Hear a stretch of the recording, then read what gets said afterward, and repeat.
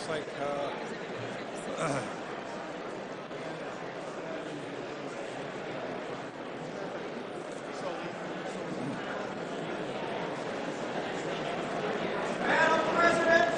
Madam President, The chair recognizes the Sergeant at Arms. I have the honor to announce the arrival of the Honorable Mark Dayton, former governor of the state of Minnesota. Will you please stand? The Sergeant at Arms will escort the former governor to the front of the chamber.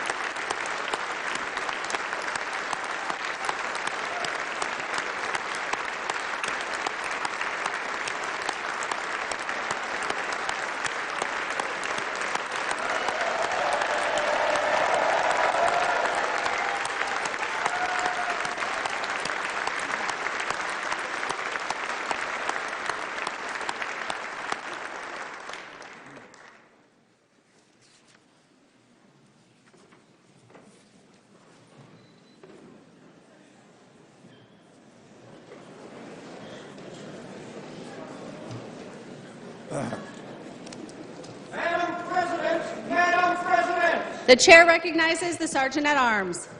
I have the honor to announce the arrival of the Honorable Peggy Flanagan, Lieutenant Governor of the state of Minnesota.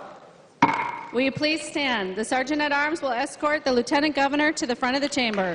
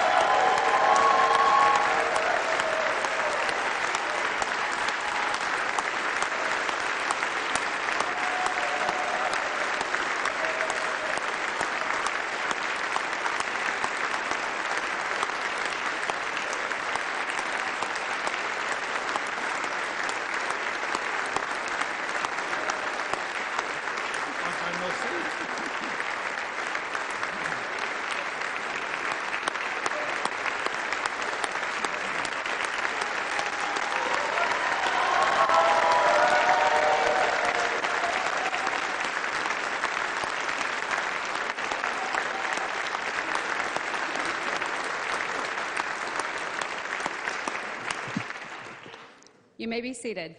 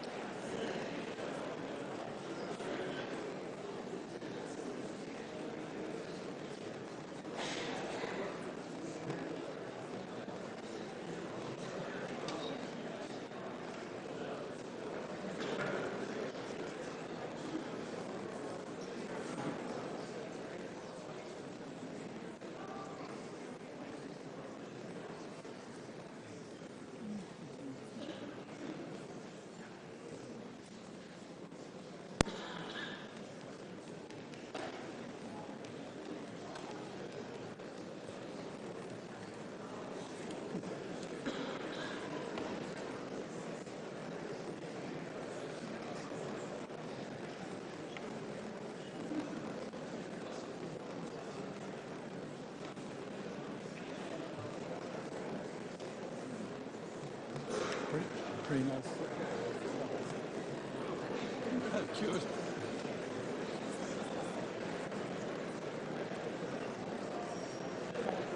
I love it.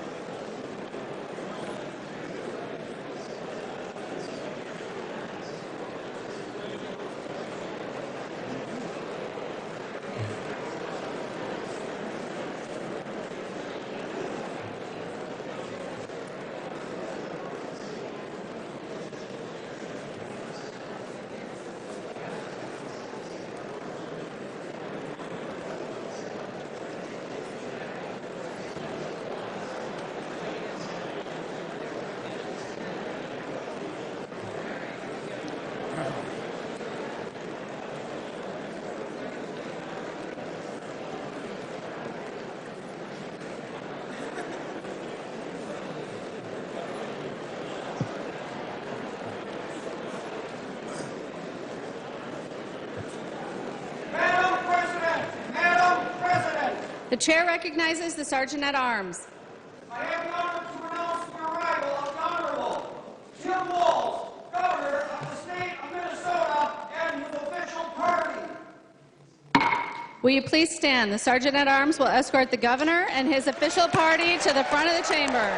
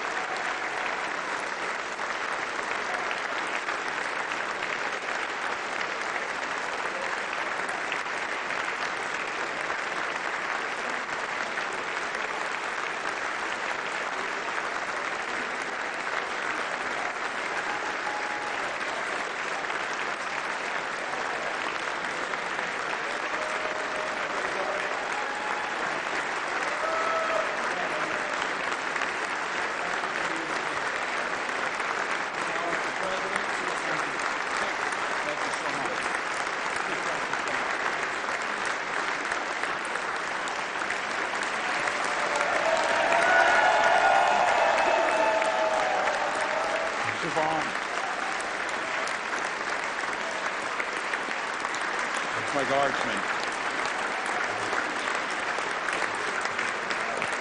Thank you.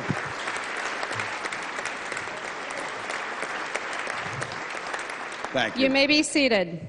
Members of the Joint Convention and guests, I present to you the Governor of the State of Minnesota, the Honorable Tim Walz.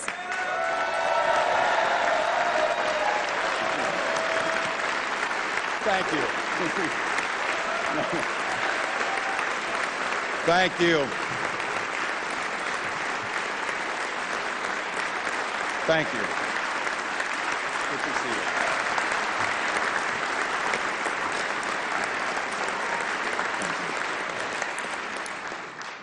Madam Speaker and members of the Minnesota House of Representatives, Mr. President and members of the Minnesota Senate, Madam Chief Justice and distinguished members of the Minnesota Supreme Court, my fellow constitutional officers, my cabinet, staff, Governor Dayton. To our sovereign leadership of our indigenous nations, Lower Sioux Vice President Grace Goldtooth, Prairie Island Indian Community President Shelley Buck, and Boys Fort Band of Chippewa Chairwoman Kathy Shavers. Lieutenant Governor Flanagan of the White Earth Nation, escorts in the Minnesota National Guard, some of whom are with the Field Artillery, the 1 of the 125, Steel Rain. And to the First Lady, Gwen, my daughter Hope, my son Gus, who is absent as a 12-year-old with pink eye,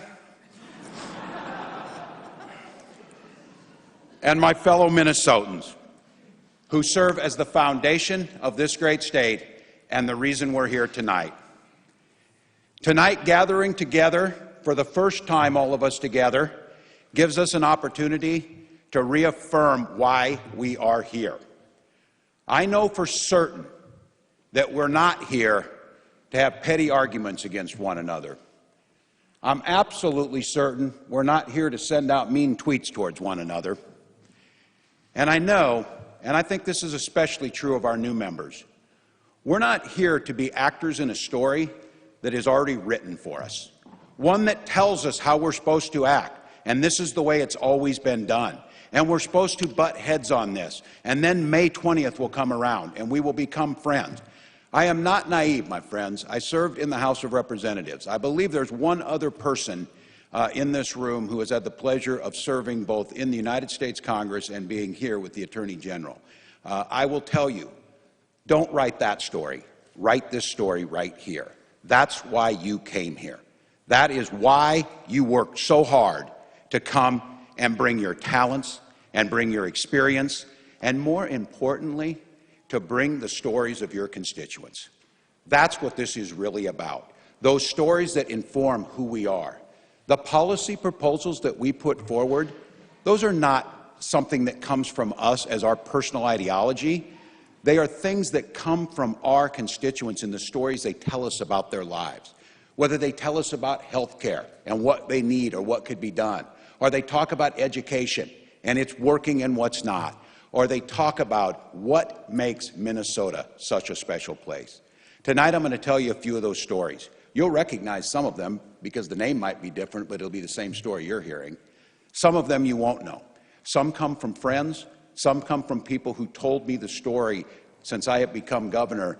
And like so many of you, sometimes you just step back when you hear the story and you think that needs to be retold and something needs to be done. And tonight I've got a lot of stories, mainly because I spent many, many years teaching and I taught thousands of students, 2 of whom are with us tonight. Will and Ross are here with me tonight. They're twins, if you can't tell. I never could tell you apart. It was the dirty shoes. The dirty shoes were the giveaway. Will and Ross were students of mine at Mankato West, and like tens of thousands across Minnesota, they came to our schools eager. They wanted to absorb everything. They took advantage of every opportunity and every club we had, and they wanted to find out what life could give them. They went out and furthered their education, and they decided they would pursue the 2 things that they were really, really excited about: athletics and sport, and eating.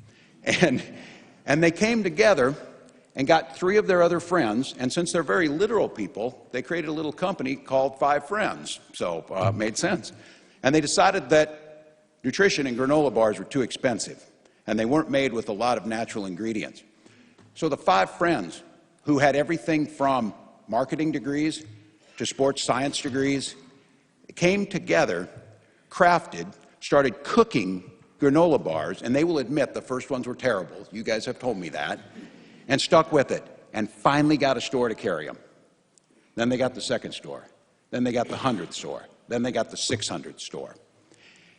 That's the dream that Minnesotans want, an opportunity to get the background and go forward to create the life you want. When I asked them what drove that, what made the difference, and they didn't blink. They said it was the teachers who had each of us believing that we could do anything we wanted to. That experience they had in that classroom and with those teachers and after school in those clubs inspired them to be the best they can. That's what we ask.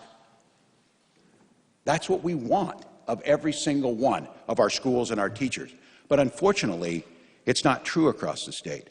All too often, that success or that opportunity might be dictated by a zip code, or it might be dictated by race. We've got a teacher here with me tonight. Amanda Field is here from Floodwood. Amanda is one of those people that we need in the classroom. Amanda grew up and went to Floodwood schools. Some of you are familiar in here. I know there's some folks here know Floodwood in St. Louis County, that they know where it's at. Floodwood's a town of about 525.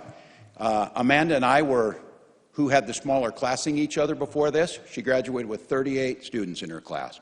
I had 24 in mine, 12 of whom were cousins. But I would not change that experience for anything. The ability and the teachers that I had influenced me in a profound way. They influenced Amanda enough, she went off and got her teaching degree and went back to Floodwood to teach. But here's the problem. As Floodwood's demographics changed a little bit, the property tax base isn't big enough. And as Minnesota started to shift away from funding in the state formula to property taxes, it left communities like Floodwood, they'll go to a ballot next Tuesday.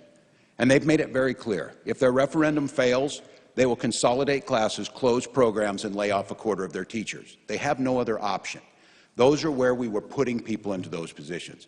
What that does, it stops the opportunity that Will and Ross were given. It makes a difference based on geography for the outcomes we're going to get. It weakens our economic strength across the state, and we have the capacity to do something about it. That's the reason when we talk about education funding, it's not a game, it's not numbers. Local school boards have informed us about the decisions they need. I'm asking, and when we put a budget together, yes, it's a fiscal document, but it's a moral document. And what these schools have said is they need to get 3% and 2% on their funding formula. We can debate that, and we will, healthy. But keep in mind, behind every one of the debates we have here are real people being impacted by them, real people.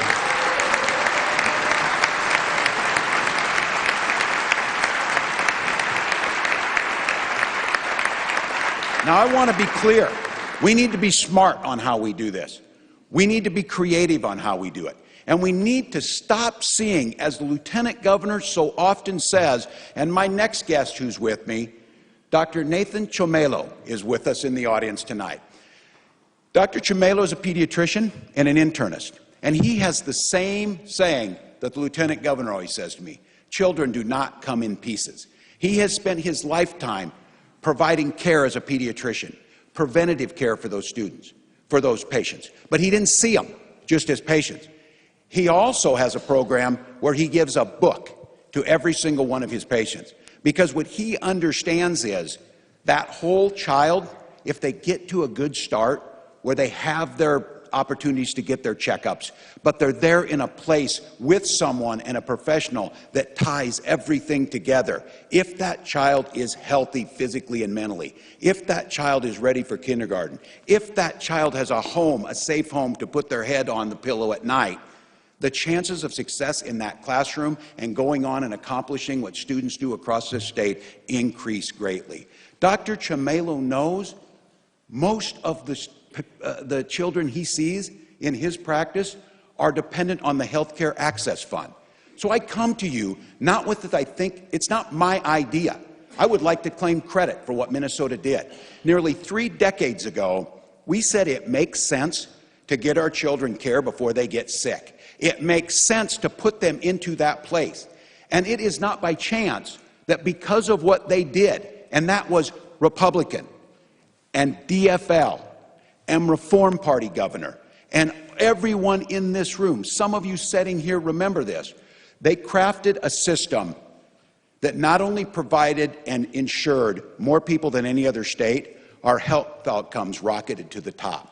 What that does is provides the opportunity for that child for a good start, it saves us money, and it makes the sense that we know we can start moving in a direction where every single person, not just every child, has those same opportunities. So when I come to you and ask you, it's not to pick a fight. It's not because I believe that I have cornered the market on the Healthcare Access Fund. I believe that it is the best solution that was out there, and it gives us a foundation to work from there. And the reason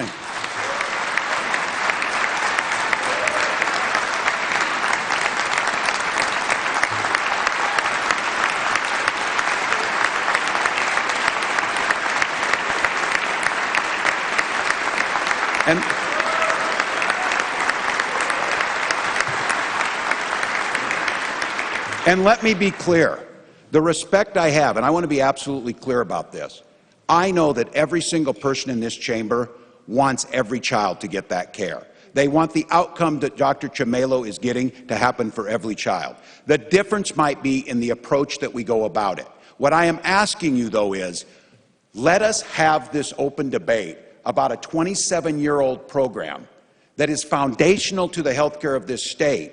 It has survived countless administrations, countless members who have sat where you've sat, come and gone, and has still continued to deliver.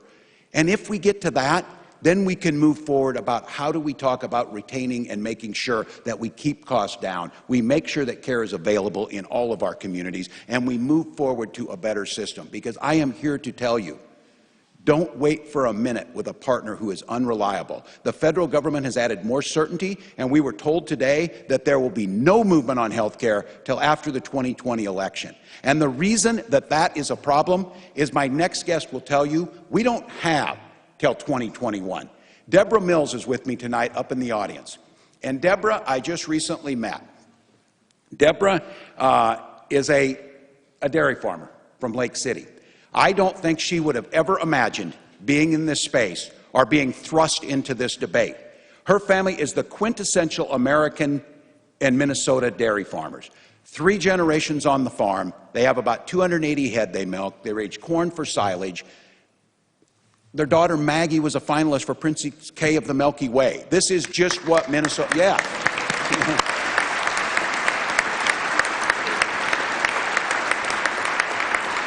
It's just what people do. And this is not about ascribing blame. This is about outcomes that matter. Because of the way the system worked, and Deborah's playing by the rules, she does not have access to health care. So she has the stress of going without health care. Couple that with historically low milk prices. Couple that with catastrophic weather events that had Deborah to a point. And those of you in here, I know many of you grew up on farms, you work on farms, you know agriculture, you come from different parts of different walks of life.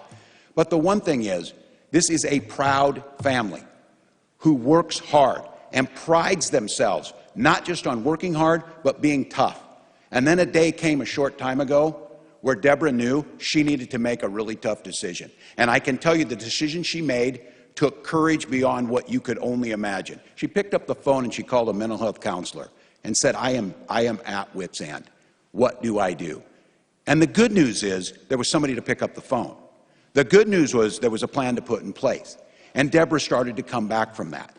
Now, again, I will leave it to this body and for us to debate where we're going to get to.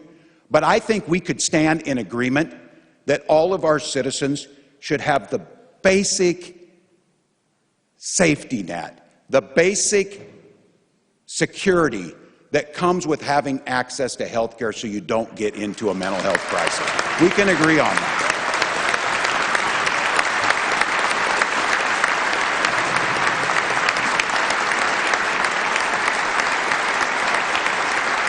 that.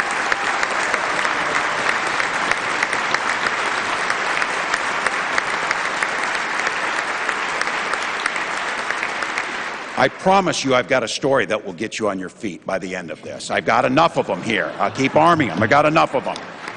But I do want to be clear.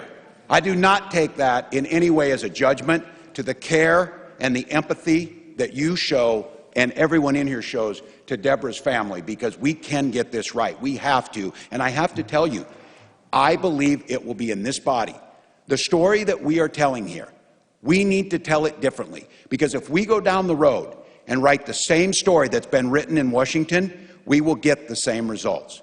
Everybody has talked about one state with divided government. Can one state rise up? I don't know about any of you. I told you you did not come here to be an actor in someone else's script. Let's write the new script. Let's write the new way this ends. Let's respect one another where it comes from. Because if you're sitting here and you're so cynical that it will end in the same place, look at what that does. Where do we go from there? And that includes me to ask the questions of what am I willing to do to try and find that? And the answer is to try and use our best ability and the facts available and the empathy that is central to the decision-making you make in here to ensure that that child gets off to a good start, that those students have the opportunity to learn, and that that family has the opportunity to make it on the land where they've been for over 100 years. That's what we know.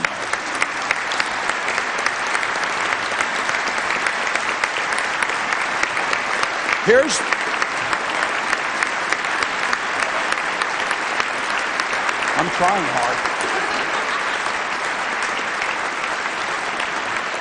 But here's the good news. None of us are in it alone together. There's community leaders all across this state. There's great ideas out there. I think most of us come here with a sense of humility. Not all the best ideas are going to come out of this place, and they're not going to come out down on Summit Avenue. They're going to come out of Minnesotans. That's why the stories that matter. We've seen this leadership out there, and I've got one that I've really come to depend on, and I know many of you as legislators come to depend on, and that's our local elected officials. I've got Mayor Ben Shire of Fergus Falls here tonight with me, right up here. And Mayor Shire, first of all, he's the owner of a brew pub and a wood-fire pizza place in Fergus Falls, right on Main Street. Yes.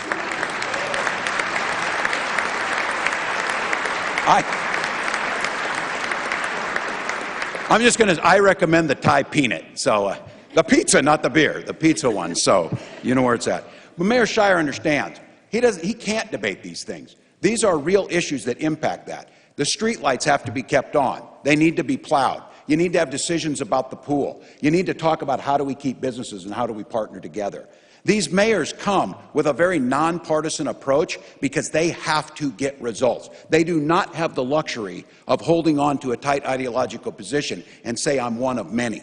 They are the mayor of their community, and the prosperity of that community depends upon them. So having a mayor, and I know many of you know this, funny how so many of them are so actively engaged in their community before they took that job. The first thing Mayor Shire had me do after I was elected is come out to Fergus Falls on a cold November night last year and sit in a town hall that went about 2.5 hours and hear the hopes and dreams and fears and critiques of the people in Fergus Falls and said, listen to this.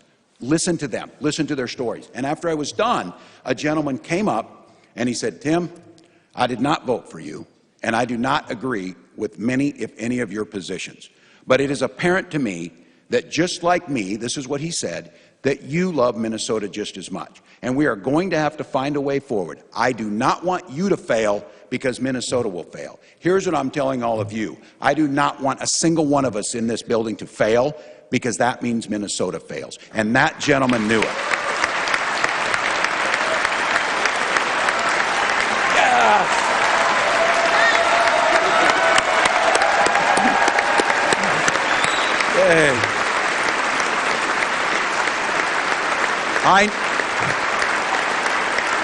Thank you. And this is a place, and you can feel it. This is the sense of pride we come here to make a difference. So when we're putting out proposals, and I say this about community prosperity very clearly, the community prosperity piece that I'm putting out is to talk about local government aid, to talk about some of the things we can do on broadband of working together, to put the tools back in the hands of Mayor Ben, or Mayor Roy in Waseca, or Mayor Peterson in Winona across there, to allow local decisions to make a difference in people's lives. Because we know that leadership and those ideas are out there, but we have to be good partners. And that holds true with leaders who don't hold elected position. And my next guest tonight, some of you may be familiar with, because this is what leadership and community activity starts to look like. My next guest is Houston White. Those of you who don't know Houston, and Houston, in this moment, I share my deepest sympathies on your loss of Dawnese, and you and I have not spoken much since then. But the one thing I can tell you, Houston owns a barbershop in North Minneapolis. He's a renowned clothing designer with his own retail store there. Got a small restaurant, coffee shop. I'm convinced if I bring my car there, he can repair it. And that's. But he's got a vision. And he's got an enthusiasm and an entrepreneur spirit that is contagious. And he talks about ways that we can revitalize our communities. This is a man who went to school at North High School. And he remembers walking down the street with his backpack. And someone stopped him and said, "What's in your backpack?" He said, "I got a business in my backpack, sir." and he did. He was out selling and working, and an entrepreneur that went into it. And he has a vision of making that Camden Town area of where he's at a vibrant community where people can come to live and create their jobs. And that's where we partner together. Houston knows that's the strength of community prosperity. The mayors of these communities know that they're looking for a reliable partner in us. And I would ask us, let's be that reliable partner. Let's don't model and wait on the unreliable partner we have in the federal government. But what Houston knows is the community he's trying to make, we must make sure that the employees coming to him and the people there are able to bring them best selves. That means that this state needs to and has to tackle issues of inequity, whether they be geographic inequities or racial inequities. We have got to tackle the idea that people need affordable housing, that people need child care so that they can go to work. Those are things that are universal amongst us, and if we partner and lay the foundation, the mayors and the entrepreneurs like Ben in Houston will take it and run. So.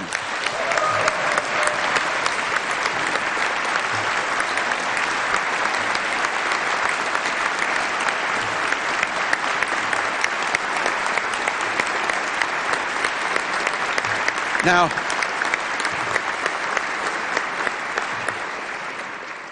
the stories we're telling are the story of us, the story of Minnesota, and they're the stories of communities. It's not by mistake that the proposals and the policy proposals and the budget proposals that I put in front of you center around some pretty clear themes, because that's what came to me from people. We want to have health care, we want good education, and we want our communities to prosper. And the stories behind the people. And I say this because I have been blessed. My wife and I have our first house that we ever bought in Mankato, on the west side of Mankato. And like so many of you, my dearest friends that became family were my neighbors, where they butt up against them. Either they become your best friends or you build a fence. And in our case, we were best friends. And this is my neighbors, the Ingmans. Mary Ingman, her two sons, Ben and Jake are here tonight. Their wonderful sister Katie we'll get her back from Washington State, are with me tonight. We have shared countless 4th of Julys, birthdays, refinishing my floors in my house when I would recruit the boys. The same thing all neighbors do, that this is how communities are built. And I had the privilege of not only teaching Mary's children, I had the privilege of coaching Ben. And I remember it very clearly. It was a Friday in December, headed towards the holidays, back in 1996. And I was coaching middle school basketball. And I was downtown at the old Mankato Armory. And we were in that floor, and it was after school, and it was right before Christmas break, and it's a bunch of 12 and 13-year-old boys, and we had a tournament coming up. And it's the excitement, it's the fun, it's life. The life is potential. And in walked in 2 state troopers with Mary. And she'd obviously been crying. And it was at that point that Ben found out and we found out that her husband, Charlie, had been hit head-on Highway 14 and killed with 3 young children. That same highway has killed 145 people in the last 3 decades. It is the most dangerous in Minnesota. And so I say this with candid and bearing my heart to you, because each and every one of you, whether you live in Delano or whether you live in Mankato, you know stories of this happening. So my passion is not to pick a fight with you about transportation. My passion is to make sure that what the results say when we've got D-rated roads, that we do something together. And I will gladly have the debate with you and a compromise to find how we do that. But here's what I'm telling you. In the 23 years since Charlie has died, that is still a 2-lane dangerous road, and the time has passed to fix them. We can do that.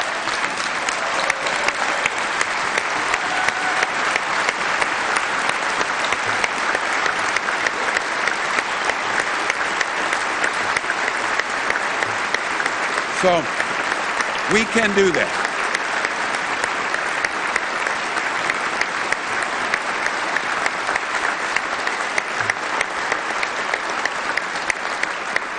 So I know amongst the challenges, and again, I remind many of you this.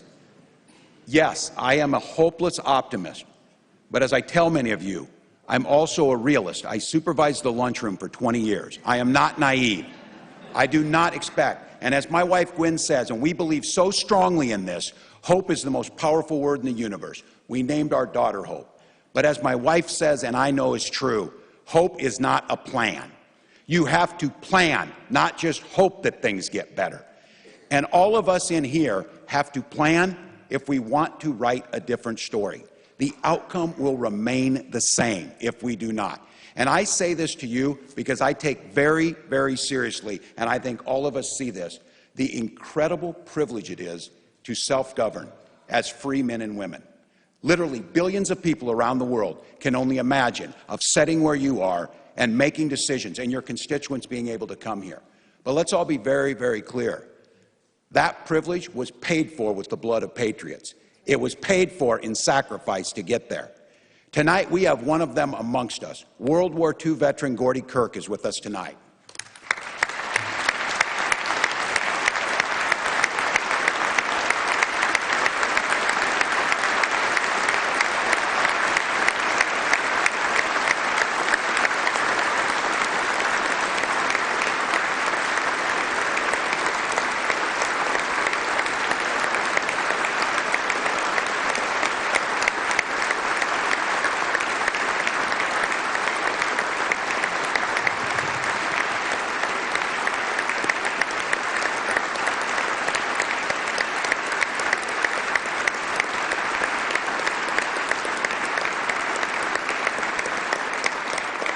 Gordy served with the 3rd Army, the 4th Armored Division, Patton's Vanguard.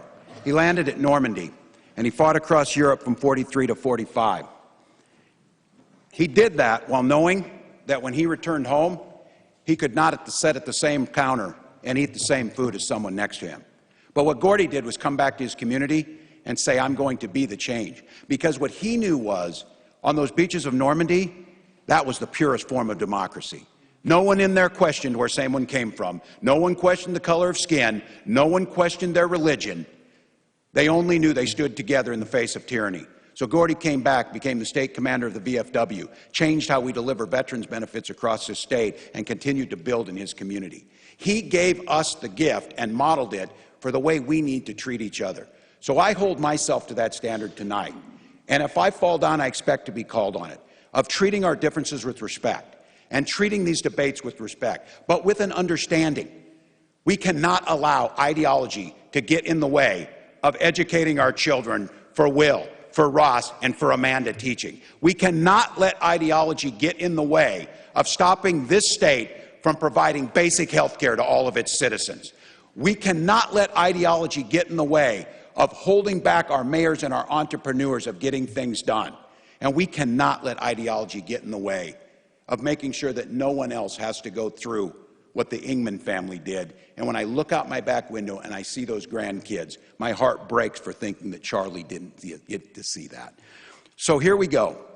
What are we going to do now? There's already people who have written us off. You've seen the stories. Are we headed for gridlock? Are we headed for shutdown? Is it all just a fake? Are they getting along? Those are the people that want to see that. They're reporting, some of them. But trust me on this. It's easier to cover the plane that crashes than the one that lands. But I'll tell you right now the story that we told, and the story that not just Minnesota needs, but the country needs, is a bipartisan and a split government that came together in the good of the people and moved things forward for Minnesota. That's what we can do.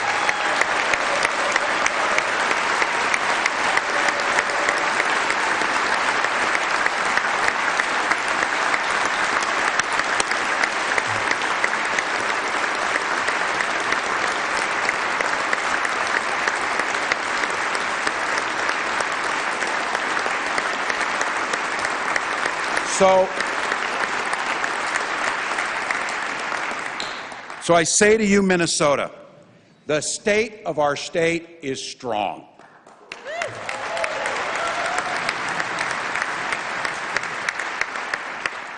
And we are at a crossroads. We can choose to follow the same story that was written ahead of time. We can choose to decide who belongs and who doesn't. We can choose to let ideology drive us before people. or we can do what Minnesota's always done. Rise up and create a better way of life. Lead the nation in how things could get done. Making sure that all of our children, black, white, brown, indigenous, rural, urban, suburban, gets the opportunity to live what is truly a unique and incredible lifestyle of Minnesota. So here's my charge to you, and I walk hand in hand with you. Let's write our own story. Let's write a new story how this can end. Let's do this in a way that others can look at and say, that's the way out of this. And let's do it because Minnesotans, we've always done it before. We've never feared the future. We create the future. Let's go write the story. Thank you. Thanks, sister. Step up here.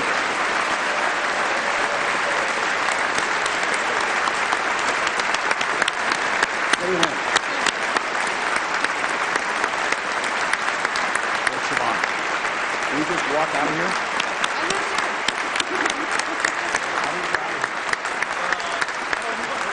Good job, man.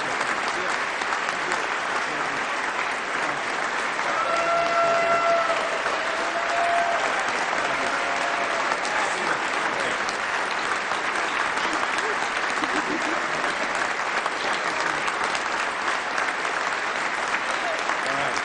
We go out with them? Thank you.